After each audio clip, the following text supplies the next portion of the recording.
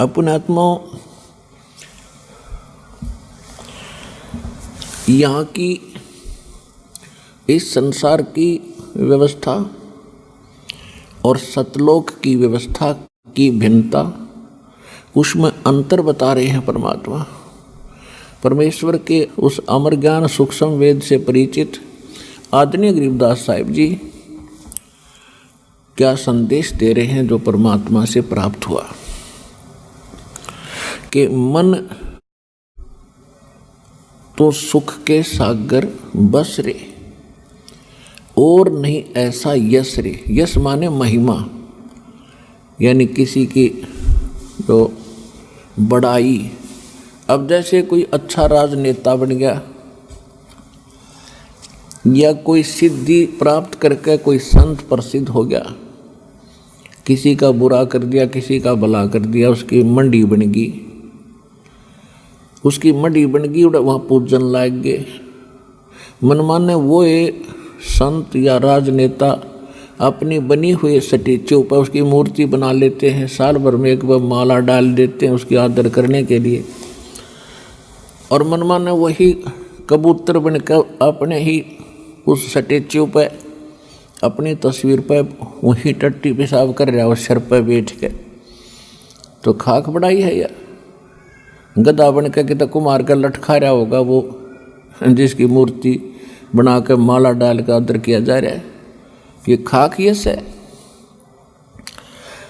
ये क्या महिमा हुई। तो यहाँ परमात्मा बताते हैं मन तो सुख के सागर बस रे भाई, और न ऐसा यश रे। यदि तू महिमा बनाना चाहता सतलोक में चल, सारा संसार सरा होगा बड़ा भगत था भाई, किसी की आत्मा नहीं दुखाई और नियमित रहा, व्यवहार का पक्का था। और सतलोक तो जाना ही है भक्ति सत करके। इसके बाद कहते हैं यदि तो पूरी पृथ्वी का राजा भी बन गया तो क्या होगा भाई। उदय अस्त बीच चक्कर चले थे ऐसी जन ठकुराई। सूर्य उदय हो और अस्त हो, यानी पूरी पृथ्वी का राजा था एक मानधाता चक्रवर्ती राजा, और वो फूला नहीं समावा था। कोई भी उसके अधीन राजा, कोई नवाब थोड़ा सा भी गलती कर देता था उसको भयंकर सजा दे करके और अपने अधीन रखता था। कहते हैं शेर ने सवा शेर मिल ही जाता है। एक चुनक नाम के ऋषि,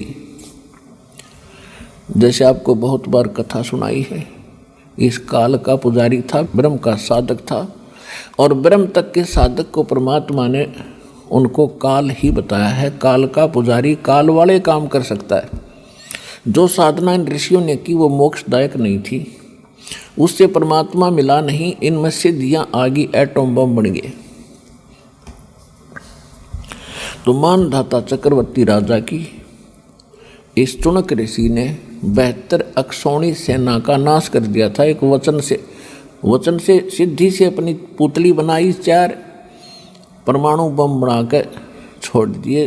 72 अक्षौणी सेना, 72 करोड़ समझ लो सीधी सी भाषा में, सेना को एक ऋषि ने नाश कर दिया। अब पहले तो उस मानधाता चक्रवर्ती, यानी चक्रवर्ती माने ओरा controller in on the earth, पूरी पृथ्वी का कुल मालिक। पहले तो उसकी महिमा थी, सारी पृथ्वी का राजा है, मानधाता चक्रवर्ती है, उसका यश था।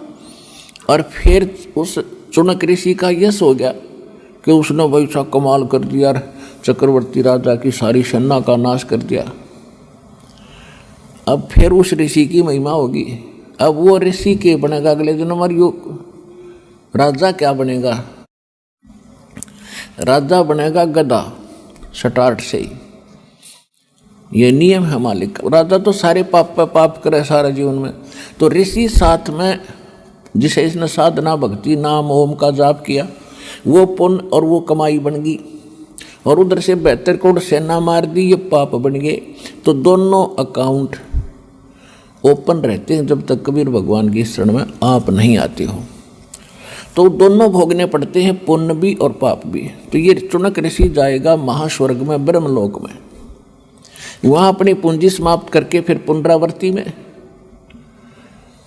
शेष पुण्य बचे होंगे तो फिर पृथ्वी का राजा बनेगा। राजा बनकर कोरी कुब्द कमाओगा, नरे कर्म फोड़ेगा और फिर जोड़ा जाड़ा यही छोड़कर फिर चलता बनेगा और फिर बनेगा कुत्ता। और जितने वो सैनिक मारे थे उसने अपनी सिद्धि से, वो सारे सैनिक तो बनेंगे कीड़े और यो बनेगा कुत्ता, इसके शर में पड़ेंगे और वो इसने नोच नोच कर खाएंगे। तो परमात्मा कहते हैं मन तो सुख के सागर बस रे भाई और न ऐसा यस रे। मन तो सुख के सागर बस रे भाई और न ऐसा यस रे। तो इस प्रकार हमने इस अध्यात्म मार्ग को समझना है। अपनात्माओं, अध्यात्म मार्ग को समझने के लिए हमें थोड़ा सा समय लगाना पड़ेगा। हम एक रोटी के लिए कितना समय लगाते हैं, कई मजदूरी करते हैं, कोई किसान का काम करता है, कोई अधिकारी कर्मचारी बनकर अपनी रोजी रोटी के लिए ही हम बहुत समय लगाते हैं। इसमें से थोड़ा सा समय भगवान की तरफ लगा दो, इतना ही पर्याप्त है। 24 घंटे होते हैं एक दिन रात में, इसका 10% भी भगवान की तरफ लगा दोगे, यूँ ये बरकत कर देगा आपने।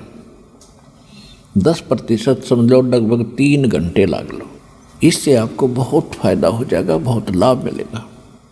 जब आपको परमात्मा का यथार्थ ज्ञान हो जाएगा और पूरे संत मिल जाएंगे तो मोक्ष में संशय नहीं है, यदि आप मर्यादा में रहकर भक्ति करते रहोगे। ये तो बेसिक लिख लेना कि डायरी में, आपको ये सब कोर्स प्राप्त होगा कंप्लीट। इसके योग्य बने रहना, आजीवन मर्यादा में रहना, आप यहाँ से जहाज में बैठ के जाओगे सतलोक के अंदर। ये तो चिंता ना करियो।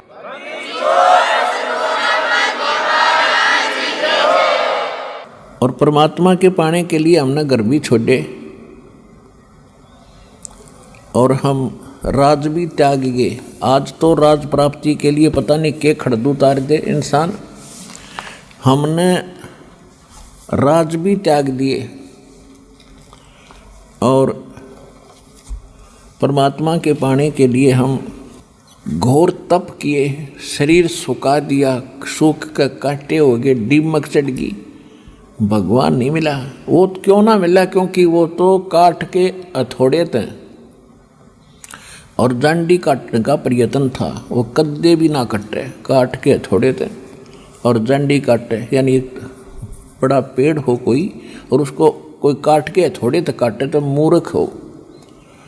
उसके काटने की वो सही औजार मिलने के बाद 2 घंटा में मूछ देगा उसने, पट्टाए पट पार मारेगा ठाके। तो आपको वो तेज हथियार दे दिए हैं, सारनाम सतनाम और प्रथम मंत्र।